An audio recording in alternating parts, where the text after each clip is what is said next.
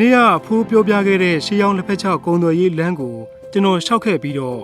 မြင်းစည်းကုံတွေရဲ့လှော်ထားတဲ့လက်ဖက်ရည်ကိုလည်းတောက်ခဲ့ပါတယ်ကျွန်တော်တငယ်ချင်းစုပိုင်ကတော့ဒီဖူဝဲမြို့မှာကျွန်တော်ကိုမိတ်ဆက်ပေးခြင်းနဲ့တငယ်ချင်းနောက်ထပ်2ယောက်ရှိသေးတယ်လို့ပြောပါတယ်တယောက်ကဒီမှာနေလာတာနှစ်ပေါင်း1000ကျော်ရှိပြီဖြစ်ပြီးတော့နောက်တစ်ယောက်ကတော့တက်တန်းငယ်သေးပေမဲ့ကဘာကြီးကဖူဝဲမြို့ကိုသိအောင်လုပ်ပေးနိုင်ခဲ့သူလို့ပြောပါတယ်ဒါကြောင့်မို့ကျွန်တော်တကယ်ကိုသိကျင်နေခဲ့ပါတယ်တကယ်ပဲအသက်1000ကျော်များရှိနေမလားပြီးတော့ငယ်တဲ့သူကလည်းဘယ်သူများဖြစ်နေမလဲအခုကျွန်တော်နဲ့အတူသွားရောက်လေ့လာကြည့်ရအောင်လားခင်ဗျာကိုကျော်对啦အကိုတော့ကျမတို့ရောက်ရှိနေတဲ့နေရာကတော့ဒီယူနန်ပြည်နယ်ဖွယ်မြို့ရဲ့ကျင်မိုင်တောင်ပဲအော်ဟုတ်ကဲ့ကဲဒီနေ့ကတော့ကိုကျော်တငယ်ချင်း2ယောက်ကိုမိတ်ဆက်ပေးပါမယ်ဟုတ်တကယ်တရားကတော့ကိုကျော်ရဲ့ဖိုးဖွားတွေတဲ့အသက်အများကြီးတဲ့နောက်တရားကတော့ဒီအသက်ကြီးတငယ်ချင်းနဲ့ရှင်ကြီးရင်ငယ်ရွယ်ပဲမဲ့ဒါမဲ့ကပါလုံးကသူ့ကိုတည်တယ်အိုးစိတ်ဝင်စားဖို့ကောင်းလိုက်တာချက်ချင်းပဲသွားတွေ့မယ်လေတွေ့မယ်လေသွားတွေ့မယ်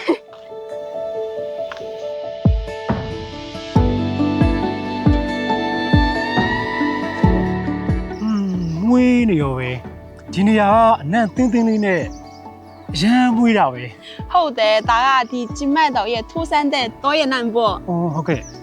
ကိုကျော်တွေ့လားဒါတွေကလက်ဖက်ပင်တွေပဲလေ။အော်ဒါကြောင့်မွေးတာဖြစ်နေ။ဟုတ်တယ်ဒီတောထက်မှာဒီလိုမျိုးလက်ဖက်ပင်တွေနဲ့အခြားသီးပင်တွေနဲ့ရောဆက်ထားတယ်။ဟုတ်ကဲ့။မြေဩစာရောဘိုးတာဆေးရောမပါပဲအဲ့ဒါကြောင့်ဒီလက်ဖက်ရွက်တိုင်းတပောက်ရရနံရနေတယ်လေ။အော်ဟုတ်ကဲ့ဟုတ်။ကိုပဲသွားကြည့်မယ်။သွားကြည့်မယ်။ကိုကျော်ဒီနေ့ကျမမိတ်ဆက်ပေးတဲ့အသက်ကြီးတငယ်ချင်းကတူတူတွေပဲလက်ဖက်ပင်တွေဟုတ်တယ်လက်ဖက်ပင်ကလက်ဖက်ပင်တွေပဲဒါမဲ့ကိုကျော်သိလားဒီဒေတာခိုင်ရဲ့တငယ်ချင်းကပြောတယ်တူတူရဲ့ဖိုးဖွားအဆက်ဆက်ကဒီလက်ဖက်ပင်တွေရဲ့လက်ဖက်ရွက်ကိုတောက်ခဲ့ဘူးတဲ့ဩဒါဆိုရင်တော့တန်းတော်ကြာနေပြီပေါ့နော်ဟုတ်တယ်နှီးပေါထောက်ချောပြီးဆိုရင်ဟွာအတိအကျတော့မသိဘူးဒါမဲ့ဒေတာခိုင်တွေကဒီလက်ဖက်ပင်တွေရဲ့အသက်ကိုတေချာမမေးကြဘူးတူတူကဒီလက်ဖက်ပင်တွေကိုတူတူရဲ့နတ်ပင်အဖြစ်ပူဇော်ကြတယ်ပြီးတော့တူတူကဒီလက်ဖက်ရွက်တွေရတွေ့တဲ့အရန်ကိုကျေးဇူးတင်ကြတယ်တကယ်ပဲဒီလိုမျိုးကောင်းတဲ့လက်ဖက်ရည်တွေပေးတဲ့အတွက်ကျေးဇူးအများကြီးပဲတင်ပါတယ်ကျေးဇူးတင်ပါတယ်2023ခုနှစ်စက်တင်ဘာလ18ရက်နေ့မှာတော့ဖူဝဲမြို့ကျင်မိုက်တောင်ရှေးအောင်လက်ဖက်တော်ရင်ကျေးမှုဥယျာဉ်ဟာကမ္ဘာမွေနှစ်စင်းဝင်ဖြစ်ခဲ့ပြီးတော့ကမ္ဘာပထမဆုံးလက်ဖက်ကိုအခြေခံတဲ့ကမ္ဘာရင်ကျေးမှုအမွေနှစ်ဖြစ်လာခဲ့ပါတယ်ဒီနေရာရဲ့လက်ဖက်ဆက်ပြုံမှုတမိုင်းကျောင်းဟာဆိုရင်တော့နှစ်ပေါင်း2000နီးပါးရှိခဲ့ပြီလို့သိရပါတယ်ဒီကျင်မိုက်တောင်ပေါ်မှာတတန်းရင်ရှေးအောင်လက်ဖက်ပင်ပေါင်း1.2 သိန်းကျော်ရှိနေပြီးတော့အဲ့ဒီပင်တွေဟာရှေးအောင်လက်ဖက်တော်5ခုအဖြစ်စုစည်းတည်ရှိနေကြတာပဲဖြစ်ပါတယ်ဒီလက်ဖက်တော်တွေကြားထဲမှာရွာပေါင်း14ရွာတည်ရှိနေပြီးတချို့လူမျိုးစုတွေကနှစ်ပေါင်း1000နဲ့ချီပြီးနေထိုင်လာခဲ့ကြတယ်လို့သိရပါတယ်ဒေသခံပြည်သူတွေဟာလက်ဖက်ကိုရတနာတစ်ခုလို့တန်ဖိုးထားပြီးလက်ဖက်ပင်တွေကိုချစ်ခင်ယူရကြသလိုလက်ဖက်ပင်တွေကလည်းရွာသူရွာသားတွေကို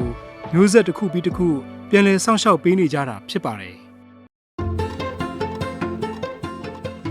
ကိုကျော်ယောဒီလက်ဖက်ရွက်ကိုဝါကြည့်လိုက်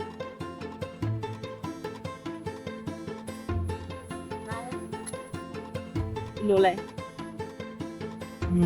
အစပိုင်းမှာတော့ခါပြီးတော့ဖန်တယ်လို့ရှိပေမဲ့ပြီးတော့ချိုးလာတယ်ဟုတ်တယ်ဒါကဘဝပဲလေခါတိမှုပြီးရင်ချူမယ်မှုရနိုင်တဲ့ပေါ့ဟုတ်တယ်ဟုတ်တယ်ဒီလိုမျိုးကောင်းပုံနဲ့လက်ဖက်ရည်ကိုတောက်ရတဲ့သူကတော့တကယ်ဆိုပဲကံကောင်းတဲ့သူလို့ပြောရမှာနော်ဟုတ်တယ်အရင်အားကြတယ်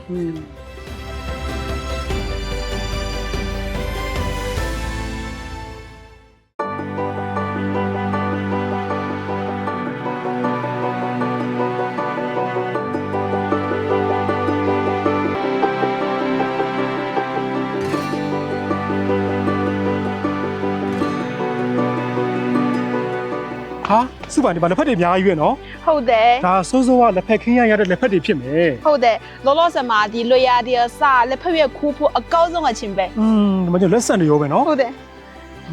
မွေးလဲမွေးနေရောပဲတပောက်ကအရတာပဲဟုတ်တယ်စိတ်ကိုလန်းဆန်းသွားပဲနန်းရအများကြီးပဲအများကြီးပဲဒီမှာကြည့်အောင်ဒါကအခုမှလှမ်းထားတာဖြစ်မယ်နော်ဟုတ်တယ်ဒါကနည်းနည်းကြာပြီ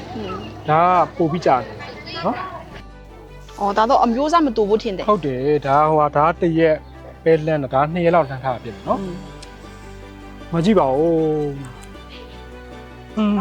မွေးနေရောပဲနော်အော်ညများရွေးလက်ဖက်တွေဒါတော်တော်ချောင်းနေပြီနော်ဒီလက်ဖက်ကကြာအန်ဒီကနေလန်းနေတာဟုတ်တယ်ကျမထင်တာဒီလိုမျိုးနေလန်းတဲ့လက်ဖက်ရွက်ကိုတောက်တဲ့အခါတယောက်ကြီးလည်းအရသာလည်းပါမယ်ထင်တယ်ဟုတ်တယ်တယောက်ကြီးတက်ပြီးွားရတယ်နော်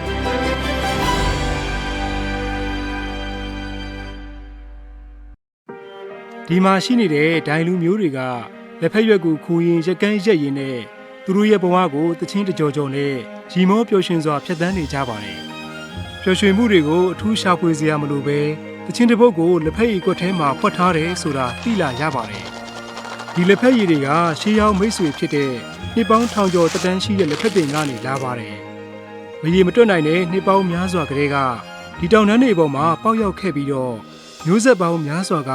ဒီလက်ဖက်ပင်တွေနဲ့အတူငြိမ်းချမ်းစွာနေထိုင်ခဲ့ကြပါတယ်လက်ဖက်ပင်တွေဟာစကားမပြောနိုင်ပေမဲ့သူ့ရဲ့ကောင်းကြီးမင်္ဂလာအားလုံးကိုအရွက်တိုင်းမှာထည့်သွင်းပေးခဲ့ပါတယ်ဆိုပါဟုတ်ကဲ့ဒီကျင်မိုက်တောင်ပါလေကျေးရွာ14ရွာရှိရဲလို့သိရတယ်ဟုတ်တယ်ဒါတော့နော့ကန်ကျေးရွာဒါလေးလည်းတစ်ခုပဲနော့ကန်ကျေးရွာဟုတ်တယ်ဘာလူမျိုးနေထိုင်တာလဲဒီကျေးရွာမှာတော့အတိကတိုင်လူမျိုးတွေတူတူကနေထိုင်ကြပါလေဟုတ်ကဲ့တော်လိလာကြမယ်လေနော်ဟုတ်တယ်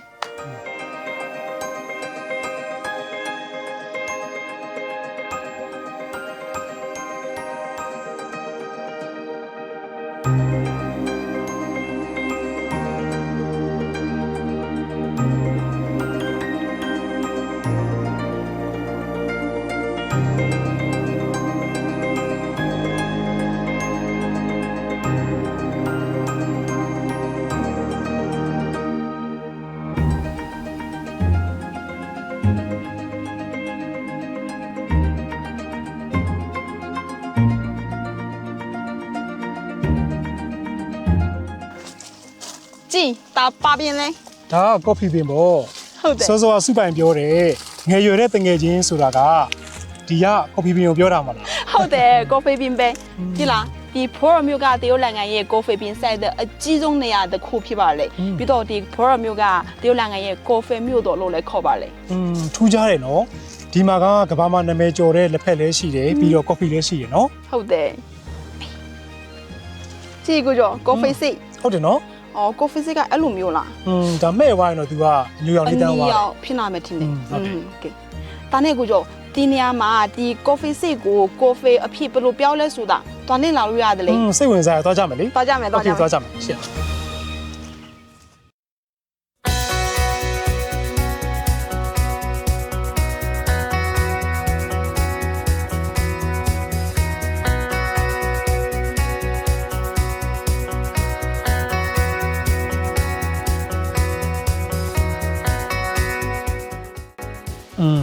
ဟုတ်တယ်အသီးရဲ့အနဲ့အရတာလည်းရရနော်ဟုတ်တယ်ဒါပေါ့ဒီဖော်ရမီရဲ့ကော်ဖီကတစ်ခါတော့ယုံနဲ့ဘယ်တော့မှမမနိုင်တော့ဘူးမှန်တယ်မြန်မာနိုင်ငံကိုပြန်ရောက်လို့ရှိရင်ဒီဖူးရကော်ဖီကိုအမြဲတမ်းအမှတ်ရနေမှာသိကြတယ်ဖူးရမြို့ဟာတရုတ်နိုင်ငံရဲ့အကြီးမားဆုံးကော်ဖီစိုက်ပျိုးတဲ့ဒေသတွေကတစ်ခုဖြစ်ပါတယ်ရာသီဥတုကောင်းမှုပြီးတော့နေရောင်ခြည်လုံလောက်မှုရရှိရကြောင်းကော်ဖီရဲ့အရည်အသွေးရလည်းပိုကောင်းလာနေပါတယ်အခုဆိုရင်ကျေးရွာတွေထဲမှာကော်ဖီစိုက်ခင်းတွေအများကြီးရှိနေပါတယ်တချို့ရွာတွေကိုလမ်းလျှောက်ဝင်လိုက်တာနဲ့ကော်ဖီနဲ့တင်းတင်းလေးကိုစတင်ရရှိနိုင်မှာဖြစ်ပါတယ်ဒေသခံတွေကလည်းသူတို့ရဲ့အိမ်ဝိုင်းတွေကိုကော်ဖီဆိုင်တွေဖြစ်ပြောင်းလဲလာခဲ့ကြပါတယ်အခုလိုကော်ဖီနဲ့တင်းတင်းလေးနောက်ကိုလိုက်ရင်းနဲ့ဖူရယ်မြို့မှာခီးသွားကြတာကလည်းခီးရည်စီကြောင်တစ်ခုလိုဖြစ်လာနေပါတယ်ဒီလိုတောင်တန်းကြီးတွေပက်လည်ဝိုင်းပြီးကျေးလက်တောရွာလေးကကော်ဖီဆိုင်လေးမှာကော်ဖီတောက်ရတဲ့ခံစားမှုကကျွန်တော်တန်းတားရတဲ့ဘဝနေထိုင်မှုပုံစံလေးတစ်ခုပဲဖြစ်ပါတယ်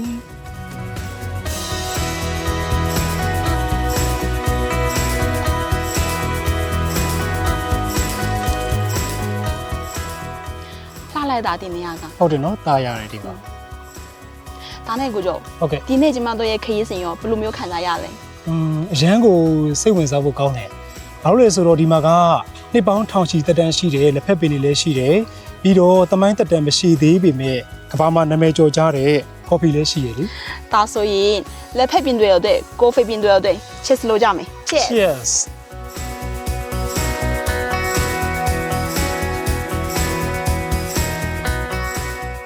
ဒီတစ်ခါကျွန်တော်ရဲ့ဖူဝယ်မြို့ခီးစဉ်မှာတော့အဖိုးရဲ့ပုံမြင်တွေကနေ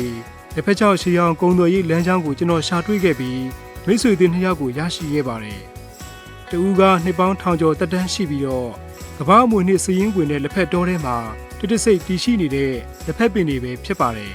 ။နောက်တစ်ဦးကတော့ဒီမြေမှာဆယ်စုနှစ်နေငယ်သာမြစ်တွယ်နေသေးပေမဲ့